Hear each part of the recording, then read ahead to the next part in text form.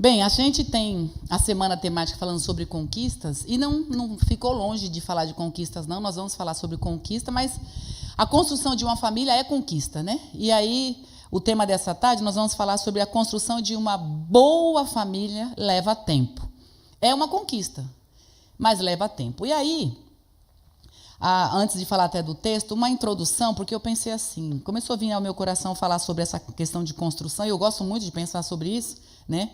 Eu, como sou profissional na área da saúde mental, o nosso trabalho de forma bem geral é assim, a gente precisa desconstruir as caraminholas, né? Falando português bem tranquilo para todo mundo entender, a gente precisa desconstruir as caraminholas que as pessoas têm na mente, que às vezes sozinhos não conseguem. Então, a gente tem todo um trabalho para a gente desconstruir pensamentos ruins, coisas ruins, para depois, né, ir trocando por uma perspectiva nova.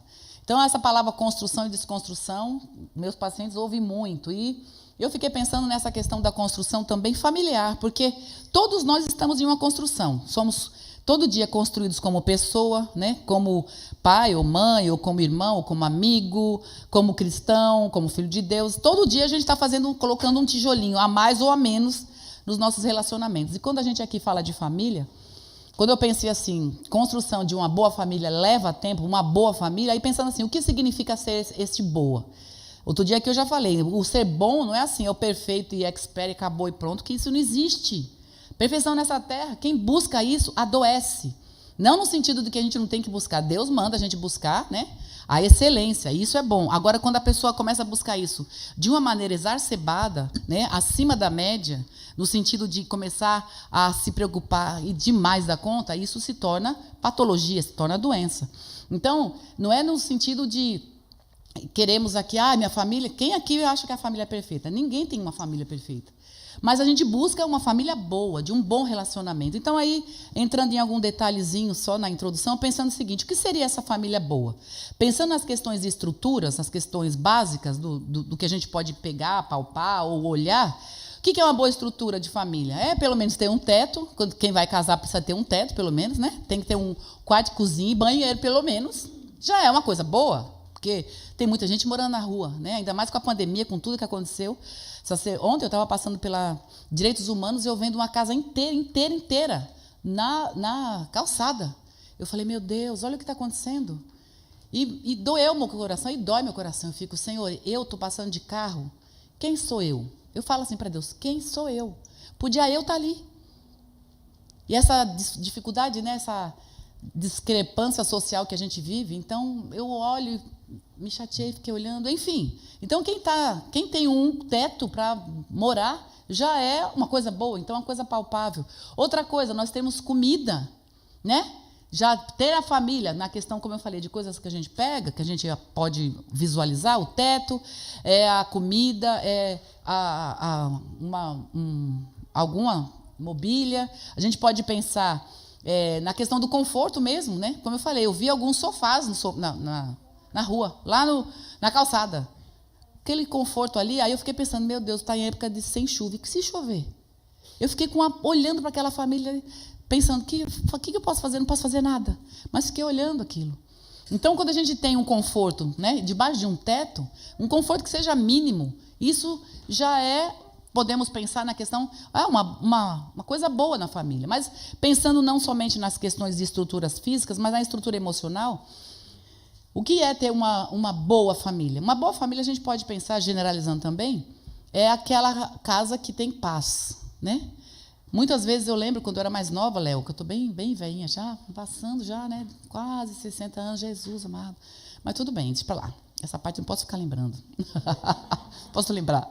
Mas eu lembro quando eu era mais menininha ainda, moça, novinha, que eu ministrava já nos cultos da tarde, eu ficava pensando nisso, né? Nessa questão de maridos que, às vezes, não sendo cristãos, e a mulher não crente, talvez, tal, e eu falava bastante sobre essas coisas e veio isso na minha mente. Quantas vezes o ambiente não é tão bom e a pessoa, quando sai do trabalho, ou a mulher ou o marido, né, tanto faz, em vez de ir para casa, passa em outro lugar, o homem passa no bar, a mulher fica dando volta ao mundo para não ir para casa, só vai para casa para dormir. Por quê? Porque não é um ambiente de paz, é um ambiente de harmonia. Pensa, adianta morar num arranha-céu, né, na cobertura, tendo assim, 3, 4 andares na cobertura, tendo empregado em todos os andares para fazer tudo e uma vida, né, sem paz, uma vida de briga, de confusão, de gente só um xingando o outro, um falando palavrão para o outro.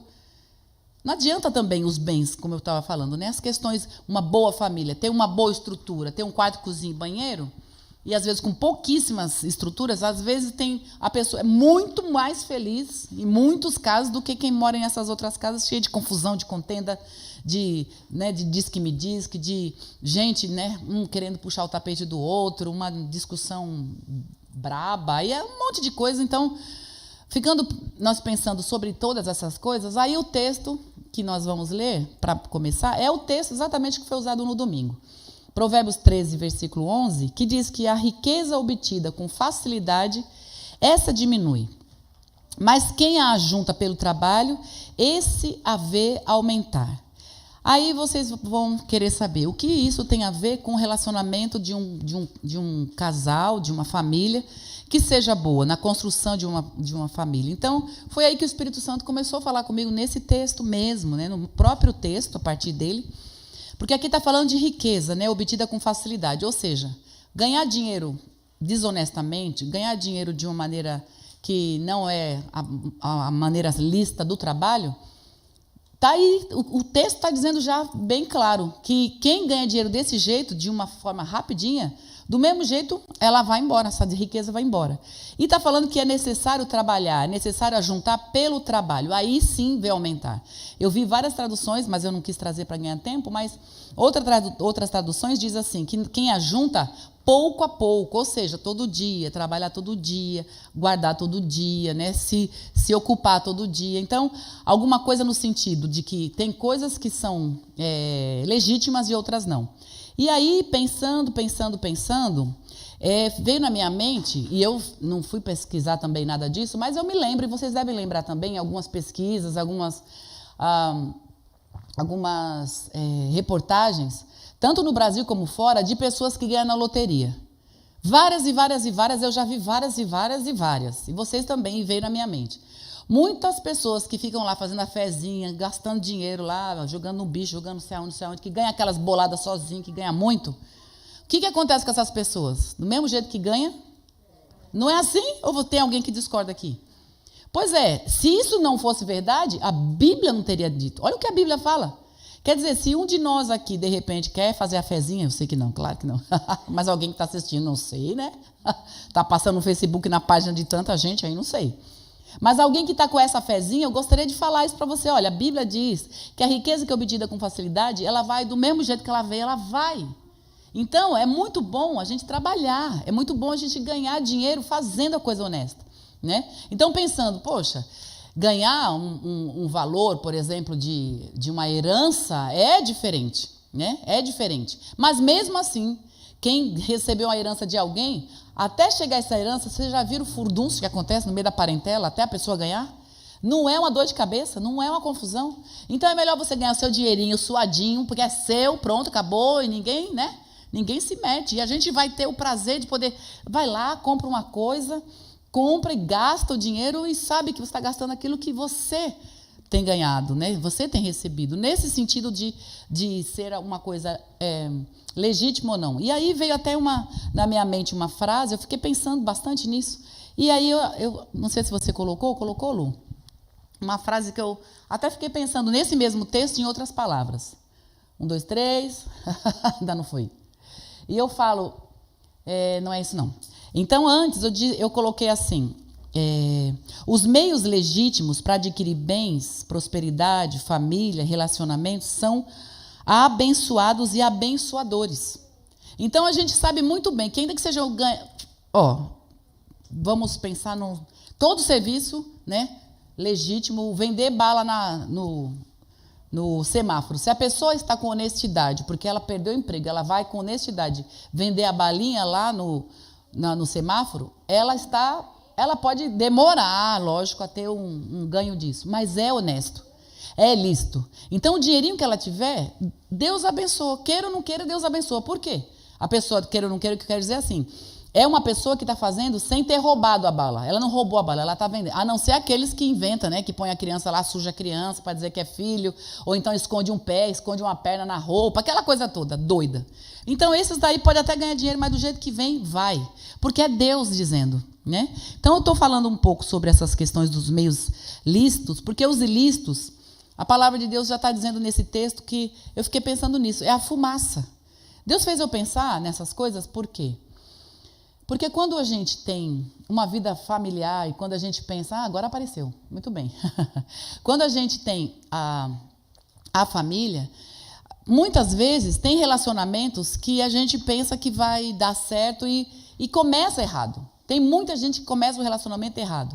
E a gente pode aplicar essa palavra sobre riqueza obtida com pressa, riqueza obtida de uma maneira ilícita, e pode pensar num relacionamento que não é mantido, ou então que não é feito dentro dos conformes. A gente sabe disso, né? Tem aquele relacionamento que não começa no caminho que Deus quis, que não começa da maneira como né, manda o figurino, não, manda a palavra. E aí, sempre no início, as pessoas têm, e às vezes no início, no meio e no fim, tem um monte de dificuldade até que a pessoa não dá conta e a pessoa não tem mais aquele relacionamento. Então, além de, quando nós construímos, pensando na construção da família, de uma boa família, de levar tempo, ainda dá trabalho.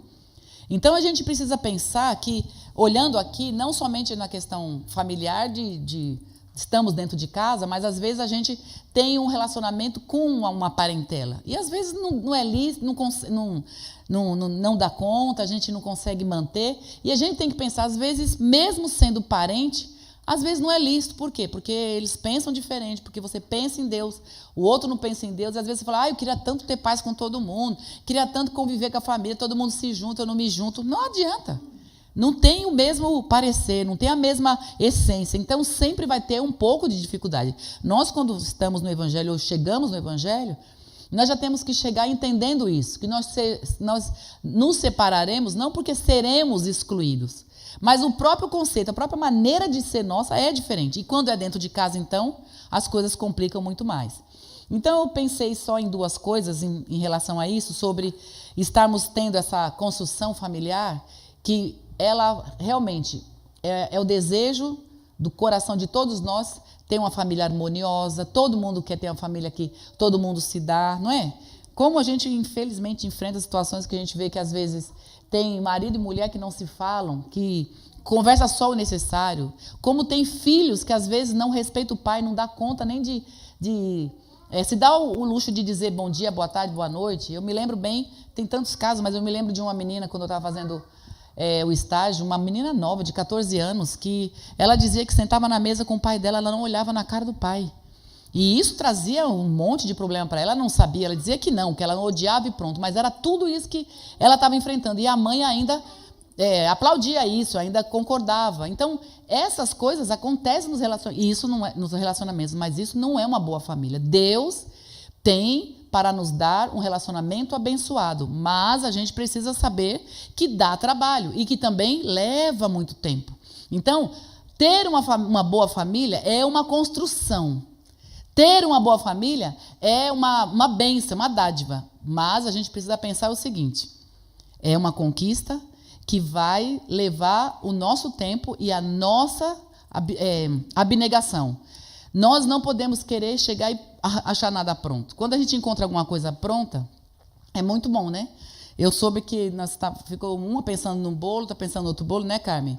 E a gente chegou aqui e uma irmã fez um bolo. Ô, delícia, né, Mara? Aleluia. Tem até bolo, viu? Vocês que não estão aí, que estão aí na internet, deixa eu fazer inveja para vocês. Tem até um bolo fresquinho. Chegar e encontrar uma coisa pronta é muito bom. Foi você também, né, Aninha? Que bom, que ótimo. Ó, gente, chegou mais um, vocês que não escutaram, tá? É assim, é muito bom, né? Alguma coisa pronta, mas quando diz respeito à família, não. Depende de cada um de nós, e a gente está sempre batendo nessa tecla, fala uma coisa, fala outra, um tema e outro, e Deus vem falando sobre isso. Então, vamos lá, eu quero, dentro dessa primeira parte, eu quero falar com vocês, como eu falei, duas coisas apenas. A primeira coisa que eu quero destacar dentro desse tema de construção de família, que cuidar da família é como a gente cuidar de uma planta. Vocês já ouviram isso? Cuidar da plantinha? Quem já ouviu isso? Não ouviram? Pois é, agora não levanta a mão não. E quantas plantinhas a gente já deixou morrer? Agora eu posso dizer que eu estou no poder do microfone, né? Agora eu posso dizer que agora com as suculentas, graças a Deus, nenhuma planta morre. Porque eu esqueço de pôr água e elas estão lá, gordinha, né? A folhinha gordinha e tem água lá e vai ficando. Aí quando você lembra dali uma semana, fala, deixa eu pôr a água. Aí você vai lembrar, mas ela tá vivinha lá, que beleza, que benção. Por que não inventaram, sei lá? Por que não apareceu essas suculentas antes, né? Porque eu já matei tanta planta. Pois é, que Deus nos ajude a não cuidar do nosso casamento como as plantinhas que a gente já matou, né? Mas eu uso esse exemplo da planta exatamente por quê? Porque se não tiver cuidado diário, né? Se tiver o cuidado ali periódico que seja, né? No caso das suculentas, elas não precisam todo dia de água, mas elas precisam de um cuidado periódico. E nós, enquanto família, o que a gente faz? A gente está vivendo, irmãos, nós estamos vivendo no automático. A era que nós estamos vivendo, esse tempo que nós estamos vivendo, a gente não tem paciência para um monte de coisa. A gente já não tem aquilo de parar, de olhar, de ver a criança crescendo, de ver a criança brincando. Aliás, né?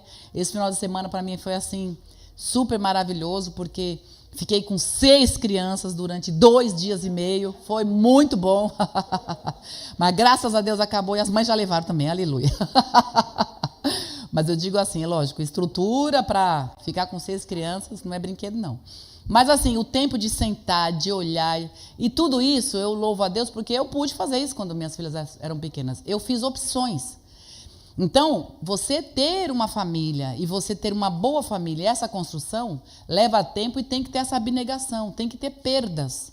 E eu deixei, não vou entrar no mérito aqui, mas eu deixei muita coisa. Eu deixei desejos, sonhos, projetos para ver minhas crianças crescendo. E eu não me arrependo um só segundo. Aí, esse final de semana, brincando com eles, eu fiquei pensando quanto eu sentava, Miriam, quanto eu sentava naquela Iris Leonor, na casa lá em cima. Sentava, deixava e brincava de casinha, fazia as coisas com eles. Quando estava na hora do Joel chegar, eu corria para fazer as coisas porque ele ia chegar, a casa estava bagunçada. Fiz isso. Então, a gente tem que pensar que o cuidado de uma planta, né, para que ela esteja sempre viçosa, bonita, a gente precisa colocar os nossos olhos na nossa família e pensar que a vida passa muito rápido. Como a vida passa rápido. Como eu falei, meu tempo ali com meus netos esse final de semana deu para eu ficar pensando muito sobre isso. Meu Deus, quando eu cuidava delas, meu Deus, faz tanto tempo. Como passou? E a vida realmente passa muito rápido. Se a gente não olhar para a nossa casa, para a nossa família, para os nossos relacionamentos, isso cabe na família, mas cabe para um monte de outros relacionamentos. A vida passa e a gente simplesmente, né, não vê acontecer. Ainda ontem, uma outra coisa boa que aconteceu, e pensando nisso, eu falei, poxa, mas que bom. Hoje que eu fiquei pensando. Mas ontem começaram aquela história de dia do amigo, toda hora é dia do amigo, do intercessor, toda hora eu recebo um bocado de negócio assim, mas ontem extrapolou, foi amigo para tudo que foi lado, né? Mas enfim, como nós mudamos nossa reunião de gêmeos para sexta-feira, aí o que aconteceu? Eu lembrei de uma discipulinha do meu grupo de gêmeos, que eu fiz o discipulado com ela em casa, porque ela tinha um pai doente e tal, o pai veio a falecer inclusive, mas enfim, fazia lá na casa dela, nesse novo molde. E toda vez, quando você vai lá tomar um café? Quando você vai lá tomar um café? Quando é que a gente vai lá tomar um café? Nunca, né? Se deixar, quando é que a gente vai lá tomar um café? Nunca. É sempre essa doideira nossa, essa correria. E aí eu falei, bom, eu não vou ter os gêmeos hoje, não vai ter reunião hoje, fiquei aqui no escritório e tal, e parei para tomar café. Gente, eu falei, eu ainda faço isso? Consegui! Porque, vamos combinar, né? Se a gente não reestruturar a nossa história de vida, a gente entra nesse frenesi que nós já entramos, que já estamos, não é? É assim, é automático todos os dias. E para cuidar da nossa família no automático não adianta. E aqui, pensando sobre essa questão da planta, aí veio o texto de Gênesis, capítulo 2, versículo 15, quando o Senhor, Deus, tomou o homem e o colocou no jardim do Éden para cultivar e para guardar. E aí, esse texto veio na minha mente e eu comecei a pensar nele. Eu falei, estou falando de família, que a família é como plantinha para cuidar. E aí Deus me fez pensar nesse texto. Ó, foi o próprio Deus que pegou o homem e colocou no meio do jardim do Éden para cultivar e guardar. Vamos tirar agora os personagens aqui, deixar só Deus e dizer assim: Deus pegou cada um de nós, colocou no meio do nosso Éden. Sabe onde é o seu Éden? Onde é o seu Éden? Na sua casa. Então Deus nos colocou no Éden para cultivar e guardar. No meu livro, né, que eu escrevi quando fiz 25 anos de casada, eu escrevi um livro, e eu chamo esse livro, né, o título dele é Meu Lar, Meu Paraíso. Exatamente porque o texto de Provérbios 14, na época eu li uma tradução que dizia assim: a mulher sábia faz do seu lar um paraíso, enquanto a tola destrói com as suas mãos. Aí eu fiquei pensando, aquilo veio comigo assim, veio para dentro do meu coração assim: a mulher sábia faz do lar um paraíso. Eu comecei a pensar, meu Deus, será que eu sou a mulher sábia ou eu sou a serpente? Fiquei pensando, né? E a gente tem que fazer essas reflexões, introspecções. Então aqui quando eu olho o Éden é o paraíso. A minha casa e a sua casa precisa ser esse paraíso. E Deus colocou a gente lá para cultivar e guardar. E o que é cultivar? Que nem a plantinha. E como é que se cultiva? Se cultiva com diligência, com presteza, com zelo, sem preguiça. Aí o Espírito começou a fazer eu lembrar, sabe o quê? De um pai. Eu lembrei, inclusive, porque a gente trabalha aqui em frente, né? Tem o escritório. E aqui é um bairro familiar. E sendo familiar, tem um monte de família na rua do lado, que é tudo vizinho dali do escritório. E às vezes a gente imagina, né? Eu não vejo, mas eu imagino. Tá lá, pai, não sei o que, não sei o que, não sei o que, não sei o que. E eu imagino o pai assim, pode ir, pai, não sei o que, eu quero pegar sorvete, pode pegar na geladeira. O menino acabou de tomar banho quente, sozinho e tudo mais. Pode pegar na geladeira, porque tá lá. Quando eu penso sobre essa presteza, esse zelo, esse texto agora que eu quero conversar com vocês também ainda, falando ainda sobre cuidar como planta, texto de Provérbios 6,6 diz assim: vai ter com a formiga ao preguiçoso, observe os caminhos dela e seja sábio. Eu e você hoje, eu falei agora do que eu escuto, tudo mais do vizinho, mas eu e você hoje, quando temos crianças pequenas, quando ficamos aqui e sentados, muitas vezes, bate sim aquela preguiça, aquela vontade de ficar só no celular, a vontade de ficar lá vendo a vida dos outros, ou então vendo até a vida do Bolsonaro, pode ser, porque é o nosso presidente, deixa eu ver o que está acontecendo. Ele saiu do hospital, não sei o que. Tá, só que aquilo ali tudo faz a gente ficar no marasmo, faz a gente simplesmente ficar preso. Vocês já viram umas figuras? Eu até salvei esses dias para colocar nas minhas redes sociais. Uma figura que está o celular aqui e sai do celular algumas... Eu devia ter colocado, nem lembrei de pôr aqui. Mas sai umas ramificações como se fosse umas raízes agarrando a cara da pessoa, que a pessoa não sai dali. Isso é um tipo de preguiça. É um tipo de preguiça emocional, mental. Sabe por quê? Porque a gente, quando tem filho, a obrigação nossa é cuidar dos filhos, não ficar enfiado no celular, não ficar enfiado nas coisas que tem que fazer. Antigamente era enfiado na televisão, na novela, né? Os crentes antes era na novela, agora não é na novela, porque a novela acompanha a gente, né? Até as séries, a pessoa assiste aqui. Eu não assisto, mas já ouvi dizer que tem aqui também. Então, quando a gente fica nisso, nessa vida, a palavra está nos ensinando aqui, nos dizendo assim, olha, vai ter com a formiga. A formiga, ela não para o trabalho dela, ela vai. Eu sou malvada com as formigas. Quando eu paro e vejo aquele caminho de formiga, eu gosto de parar elas tudinho e não deixo elas continuar. Até porque elas fazem mal na terra, né? Estraga tudo, então eu não deixo. E os que são, como que fala? Os detentores e os defensores da fauna e da flora agora vão me fazer como é que fala? Vão me... deixa pra lá, não sei a palavra agora. Vai o quê? Vão me multar. Deixa para lá. Isso é apenas uma brincadeira. Mas o que a palavra está nos ensinando aqui é assim, olha, o que você tem para fazer, faça. O que você tem para fazer, não deixe de fazer. Você tem que educar seu filho, eduque. Se você tem que ensinar, ensina. Eu lembro que as três filhas, cada uma com a sua forma de estudar e tudo mais, e sempre os caçulas a gente deixa, né, mais à vontade. Então, a Jaqueline, para fazer lição, ela está bem aqui hoje, inclusive. Ah, está aqui. Para fazer lição, as outras não, mas a Jaqueline eu tinha que sentar e ficar com ela na lição. Para ela fazer a lição. Por quê? Porque era caçula. Caçula é assim mesmo. Todo mundo que tem caçula. Quem tem caçula aqui não sabe que é assim? A gente não estraga? Estraga sim ou não? Olha, ela mesma já disse. Porque está estragando a dela. Então é assim. E aí os outros faziam. Ia fazendo. Chegava nela. Mas e o tempo que gasta? E sentar? E faz errado? Não, faz de novo. Hoje, cadê?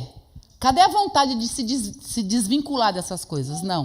Não podemos fazer dessa maneira. E há essa preguiça emocional de se entregar àquilo que a gente precisa fazer. Pode parar com isso, senão você não vai ter uma construção de uma boa família. Porque quando a gente constrói uma boa família, como diz alguns textos, que a gente não vai ler nenhum aqui, não é o momento, mas está recheado de textos em Provérbios mesmo, que diz assim: eduque, discipline, faça o que tiver que fazer com seu filho enquanto é pequeno, e depois que crescer você vai ter delícias, você vai se alegrar, não vai ter dor de cabeça, não vai ter problemas. Então a palavra está nos ensinando, mas para construir leva tempo. Então gastar tempo ensinando, gastar tempo falando uma coisa. Quando não faz uma coisa, já vai, já grita, já berra, já deixa para lá. Não, que nem eu falei, o vizinho aqui.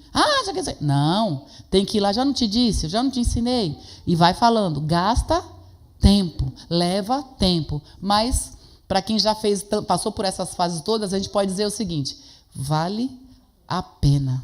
Não vale a pena? Vale a pena. Glória a Deus. E pensando na segunda coisa, nós falamos da planta, e agora vamos falar sobre a segunda coisa. Eu olhei para Eclesiastes capítulo 11 e pensei, a gente não pode deixar de se doar fazendo o que é certo. O texto de Eclesiastes é muito lindo, eu gosto muito dessa palavra, que diz assim, versículo 1 do capítulo 11. Lance o seu pão sobre as águas, porque depois de muitos dias você o achará. Lance o seu pão. Quantos já leram esse texto e quantos já receberam ministração dessa palavra? Não é gostoso? Não vem renovando a gente? Lance o seu pão sobre as águas. Depois de muitos dias. Então tem duas verdades aqui maravilhosas. Primeiro, lance o seu pão, ou seja, lance o que você tem nas mãos. E aqui o Espírito Santo está dizendo para nós nessa tarde, sabe o quê? Tudo que você tem de talento, de dom, de habilidade, de capacitação dentro da família, no seu papel, faça. O que você tem que fazer, faça. Você sabe fazer algo e você, dentro do seu papel de marido, de esposa, de filhos, de avô, de avó, de tia, faça. E aí está dizendo tem que fazer quantas vezes? Não está dizendo quantas vezes. Mas é interessante pensar que tem essas duas coisas. Primeiro diz que nós temos que nos doar, fazer o que a gente tem para fazer. E a segunda coisa diz assim, depois de quanto tempo? Pouco tempo? Quanto tempo, gente? Vamos lá, de novo. Quanto tempo? Muito, muito. É interessante que antes do relacionamento, do casamento, a gente conhece uma pessoa. Pode namorar um mês não, que eu vejo namoros aí de 4 meses no mínimo, 4 meses ou 4 anos, seja lá quanto tempo for. Depois de casado, nós descobrimos coisas novas ou não? Vamos lá, quem é casado aqui descobriu coisas diferentes depois, sim ou não? Não falando dos cabelos, dos bob, dormia de bob antigamente, meu pai, fica quieta. Não fala nada, Ruth, fica quieta. Tantas e outras coisas. Mas e os hábitos? E os costumes? Aquela época da pasta, hoje, graças a Deus, é tudo de plástico. Mas, gente, e aquela briga laiada da pasta que era dura, de ferro, sei lá o que era aquilo, de metal. Que a gente aprendia com a mamãe a apertar a pontinha. Aí o marido vem e aperta bem lá na frente, e depois a gente não consegue desamassar. Meu Deus! Olha, foi briga até dizer chega por essas coisas, Não é? As antigas aqui de 1960, lá vai alguma coisa, todo para trás, todo mundo passou por isso. Nossa, a Ruth está falando até em língua já. Mas olha, O interessante é pensar que não é do dia para a noite, as coisas precisam se adequar, a gente precisa se acomodar e leva tempo. Porque a gente tem aquele relacionamento que é assim, tá tudo ótimo, tudo ótimo. Depois que casa, tem algumas coisinhas que começam a incomodar. Por mais que a gente ame, por mais que seja o amor da nossa vida, a mulher da nossa vida, o homem da nossa vida, tem coisas lá que não são, né? E é engraçado porque, humanamente falando, nós temos isso, né? Alguns têm mais, outros têm menos. Algumas pessoas idealizam a pessoa e quando está no relacionamento, está achando que é de um jeito e continua pensando. Aí quando casa, que vai cair na realidade, descobre que, né, o príncipe vira sapo, né, e fica um negócio difícil. Mas é possível voltar a ser príncipe. É possível a princesa Fiona voltar a ser princesa, né? Mas tem que ter o quê? Tempo. Nossa, vocês gostaram agora, né? Até o Léo não está aguentando aqui, ó. Mas a grande realidade é que quando a gente descobre as coisas logo que casa e passa um tempo depois, hoje está muito mais fácil jogar fora. Está muito mais fácil, né? Descartar, exatamente. Hoje nós vivemos nesse mundo descartável. Mas o que nós estamos desde o início falando é que a construção de uma boa família leva tempo. Então, o quanto é bom esperar, como esse texto está dizendo, lance o seu pão, ou seja, tenha paciência, faça a sua parte. Como você é o marido que tem que fazer tal coisa, faça. Você que é a esposa que tem que fazer tal coisa, faça. Não fique esperando o outro fazer, faça. Porque vai passar o quê? Alguns dias, ou muitos dias, ou muito tempo, não é pouco. Esse texto o Senhor está clareando para a gente, não é de uma hora para outra. E vou dizer outra coisa, queridos, quantas experiências, né? Nós que somos um pouquinho mais velhos sabemos disso. Aquele relacionamento de pessoas que estão 10 anos, 5 anos, 10 anos, 15 anos, e diz assim, nunca briguei. Ai, meu marido é maravilhoso, nós nunca brigamos. Desculpa. A gente não vai falar porque nós somos educados, mas vai falar assim, minha querida, tem coisa aí. Não é assim? Como assim duas pessoas vivendo anos e anos, nunca tem um atrito? Meu pai do céu. É lógico que o negócio tem, né? Não precisamos dizer o que tem, mas tem, não tem? É outra coisa que tem. Tem uma terceira pessoa nessa história, ou terceira, quarta, quinta, sexta, não sei quantas. Para poder nunca discutir, para concordar com tudo, isso não existe. Isso não existe, né? Então, nós já sabemos disso. Então, quando a gente tem a dificuldade, mas é para lançar o pão, não é para deixar. Porque tem gente que deixa de lançar o pão, ou seja, deixa de fazer o que deveria.